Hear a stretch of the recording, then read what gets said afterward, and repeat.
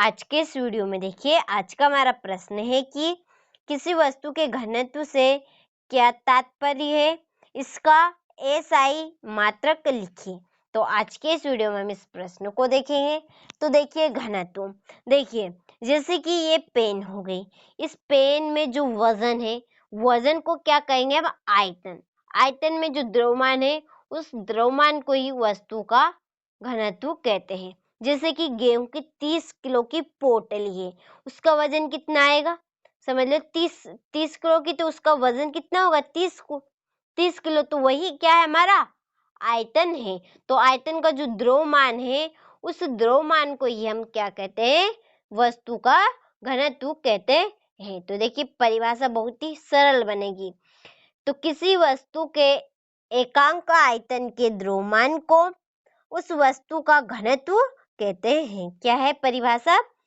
कि किसी वस्तु के एकांक आयतन यानी कि एक निश्चित आयतन, एकांक यानी कि निश्चित आयतन के द्रव्यमान को उस वस्तु का घनत्व कहते हैं।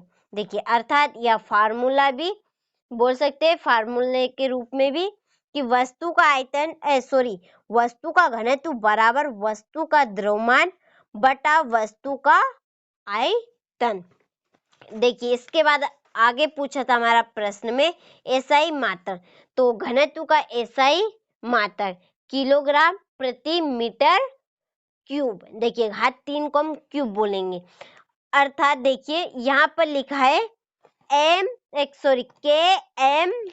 के जी एम, ये इस तरह से लिखा है। यहाँ पर मैं लिख दूं के जी एम -3। तो ये इस तरह से आपके इंग्लिश में कैसे आया? तो देखिए जो केजी है आपका किलोग्राम है,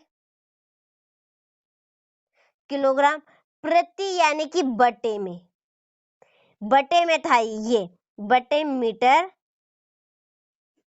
क्यूब। तो इसे हम ऊपर ले जाएंगे तो ये जो घात है ये हमारी माइनस में हो जाएगी। तो इसलिए ये बना आपका फॉर्म, इसमें एसआई मात्रा KgM -क्यूब। तो आपको अच्छे समझ में आ गया होगा। तो ये था किसी वस्तु के घनत्व से क्या तात्पर्य है, उसका एसआई मात्रक। तो आप अच्छे से स्क्रीनशॉट लीजिए इस प्रश्न का और अपनी नोटबुक में इस प्रश्न को अच्छे से नोट